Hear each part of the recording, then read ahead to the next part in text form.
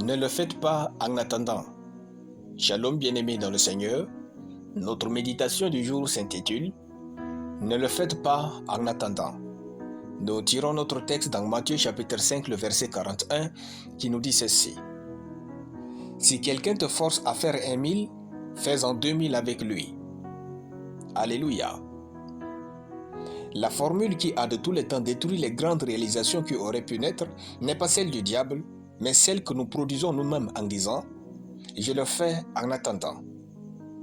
Jésus nous dit dans notre verset que « Si quelqu'un te force à faire 1000, fais-en 2000 avec lui ». Pour notre Seigneur Jésus, peu importe les circonstances, nous devons nous donner à fond et exprimer le meilleur de nous dans ce que nous faisons. Le fait que quelqu'un nous force à faire quelque chose ne devrait jamais diminuer notre résultat.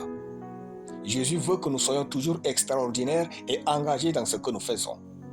Ne faisons donc jamais quelque chose en attendant. Jésus trouve sa gloire dans nos œuvres.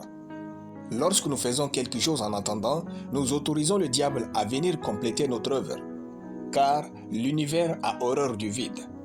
Ne faisons rien en attendant. Peu importe ce que nous faisons, soyons à fond et donnons le meilleur de nous. Même si cette chose n'est pas dans notre appel, elle nous conduira à notre appel. En partant ce matin au boulot, donnez le meilleur de vous pour faire prospérer l'entreprise. Ne gardez rien en vous. À l'université, donnez tout ce que vous avez pour apprendre. À la maison, donnez tout ce que vous avez de meilleur pour avoir une famille heureuse. En servant Dieu, donnez tout ce que vous avez. Dieu ne s'attend pas à ce que quelque chose de vil sorte de vous. En effet, vous êtes son image et sa ressemblance.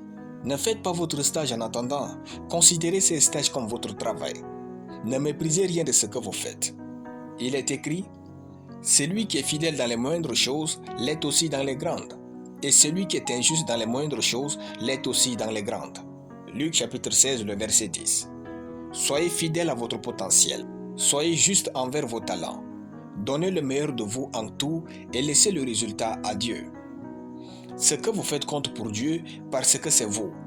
Oui, vous êtes unique et ce qu'il y a de meilleur dans ce monde.